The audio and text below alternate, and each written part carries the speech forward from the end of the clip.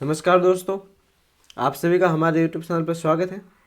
हम कक्षा 12वीं के इतिहास को पढ़ रहे थे और उस बुक का नाम है भारत का इतिहास। और इस बुक का हम अध्याय 4 पढ़ रहे थे। ये वीडियो अध्याय 4 का पार्ट 16 है। अभी तक आपने पिछले सभी 3 अध्यायों के वीडियो नहीं देखे तो आप प्लेलिस्ट में जाकर वीडियो देख सकते हो। अध्याय 4 है जो 10 नंबर का है। और अगर आप इसके PDF नोट पाना चाहते हो तो आप हमारे टेलीग्राम चैनल को ज्वाइन कीजिए, जिसकी लिंक आपको डिस्क्रिप्शन में दे रखी है। ठीक है दोस्तों, तो चलिए पढ़ना स्टार्ट करते हैं। आप हमें फेसबुक तथा इंस्टाग्राम पर भी फॉलो कर सकते हो। आज हम पढ़ेंगे महाराणा सांगा 1509 से 1528 ईस्वी। अगर आपका कोई सुझाव हो तो आप हमें कमेंट बॉक्स पर ज़रूर बताएं। सांगा अपने पिता महाराणा रायमल की मृत्यु के बाद 1509 ईस्वी में 27 वर्ष की आयु में मेवाड़ का शासक बना। मेवाड़ के महाराणाओं में वह सबसे अधिक प्रतापी योद्धा था। उत्तराधिकारी के लिए संघर्ष। रायमल के जीवन काल में ही सत्ता के लिए पुत्रों के बीच आपसी संघर्ष प्रारंभ हो गया था। कहा जाता है कि एक बार कुंवर पृथ्वीराज, जयमल और संग्राम सिंह ने अपनी अपनी जन्म पत्रियाँ एक ज्योतिष को दिखाई। उन्हें देखकर उसने कहा कि ग्रह तो पृथ्वीराज और जयमल के भी अच्छे हैं, परंतु राजयोग संग्राम सिंह के पक्ष में होने के कारण मेवाड़ का स्वामी वही होगा।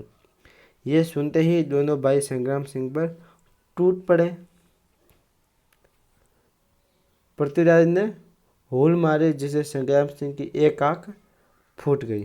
ठीक है, तो ये है महाराणा सांगा और ये महाराणा उदय सिंह। तो देखिए महाराणा सांगा की एक आंख फूट गई थी तो उसके भाई ने फोड़ी थी। इस समय तो सारंगदेव महाराणा रायमल के साचा ने बीच बचाव कर किसी तरह उन्हें शांत किया, किंतु दिनों दिन कौरवों में विरोध का भाव बढ़ता ही गया। सारंगदेव ने उन्हें समझाया कि ज्योतिषी के कथन पर विश्वास कर तुम्हें आपस में संघर्ष नहीं करना चाहिए। इस समय सांगा अपने भाइयों से डर से श्रीनगर अजमेर के करमचंद पवार के पास अज्ञातवास बिता रहा था। रायमल ने उसे बुलाकर अपना उत्तराधिकारी नियुक्त किया। गुजरात के सुल्तान के साथ संघर्ष। सांगा के समय गुजरात और मेवाड़ के बीच संघर्ष का तात्कालिक कारक ईडर का प्रश्न था। ईडर के राव भान के 2 पुत्र सूर्यमल और भीम थे। राव भान की मृत्यु के बाद सूर्यमल गद्दी पर बैठा, किंतु उसकी भी 18 माह बाद ही मृत्यु हो गई। अब सूर्यमल के स्थान पर उसका बेटा रायमल ईडर की गद्दी पर बैठा। रायमल की अल्पायु होने का लाभ उठाकर उसके चाचा भीम ने गद्दी पर अपना अधिकार कर लिया। रायमल ने चित्तौड़ में शरण ली या महाराणा सांगा ने अपनी पुत्री की सगाई इसके साथ की। 1515 ईस्वी में रायमल ने महाराणा सांगा की सहायता से भीम के पुत्र भारमल को हटाकर ईडर पर पुनः अधिकार कर लिया। आगे भारमल को हटाकर रायमल को ईडर का शासक बनाए जाने से गुजरात का सुल्तान मुजफ्फर बहुत अप्रसन्न हुआ, क्योंकि भीम ने उसी की आज्ञा अनुसार ईडर पर अधिकार किया। नाराज होकर सुल्तान मुजफ्फर ने अहमदनगर के जागीर निजामुल मुल्क का आदेश दिया कि वह रायमल को हटाकर भारमल को पुनः ईडर की गद्दी पर बैठा दे। निजामुल मुल्क द्वारा ईडर पर घेरा डालने पर रायमल पहाड़ों में चला गया और पीछा करने पर निजामुल मुल्क को पराजित किया।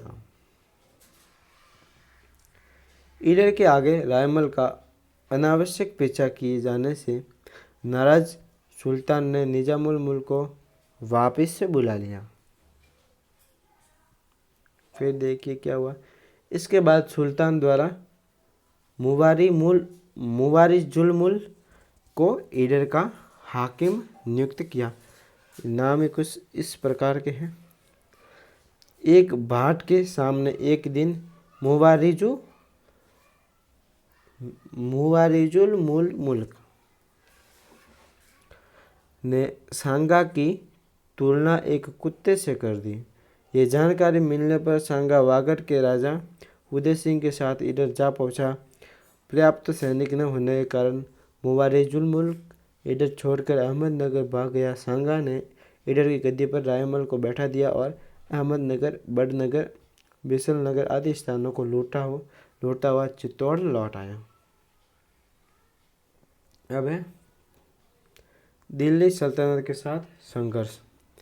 सांगा ने सिकंदर लोदी के समय ही दिल्ली के अधीनस्थ इलाकों पर अधिकार करना शुरू कर दिया था, किंतु अपने राज्य की निर्बलता के कारण वह महाराणा के साथ संघर्ष के लिए तैयार नहीं हो सका। सिकंदर लोदी के उत्तराधिकारी इब्राहिम लोदी ने 1517 ईस्वी में मेवाड़ पर आक्रमण किया।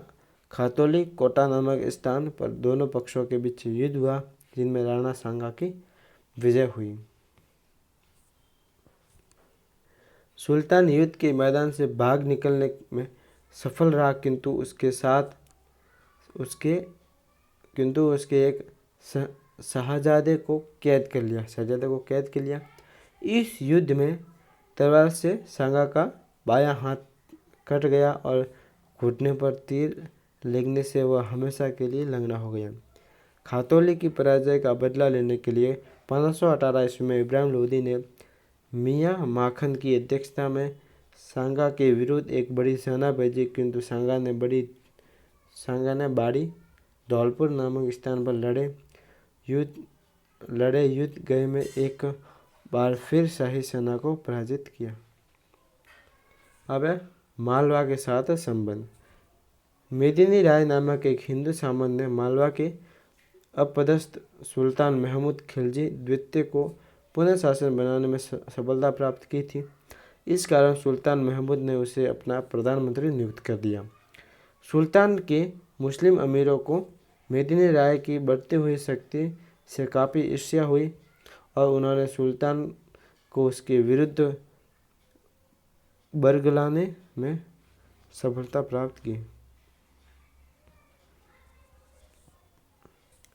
आगे मेदिनी राय महाराणा सांगा की शरण में मेवाड़ आ गया या उसे गागरोन व चंदेरे की जागीरें दे दी गई। 1519 ईस्वी में सुल्तान महमूद मेदिनी राय पर आक्रमण के लिए रवाना हुआ।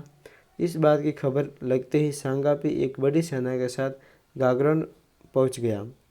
यह हुई लड़ाई में सुल्तान की बुरी तरह पराजय हुई। सुल्तान का पुत्र आसफ खां इस युद्ध में मारा गया तथा वह स्वयं घायल हुआ। सांगा सुल्तान को अपने साथ चित्तौड़ ले गया, जहां उसे 3 माह कैद रखा। तो दोस्तों, वीडियो देखने के लिए धन्यवाद। अगर वीडियो आपके लिए उपयोगी है, आपको पसंद आया है तो वीडियो को लाइक कीजिए। अगर आपकी कोई राय है तो हमें कमेंट करके बताइए और वीडियो को ज़्यादा से ज़्यादा शेयर कीजिए। और अभी तक आपने हमारे चैनल को सब्सक्राइब नहीं किया है तो चैनल को सब्सक्राइब कर बेल आइकन जरूर दबाएं। ठीक है दोस्तों, थैंक यू।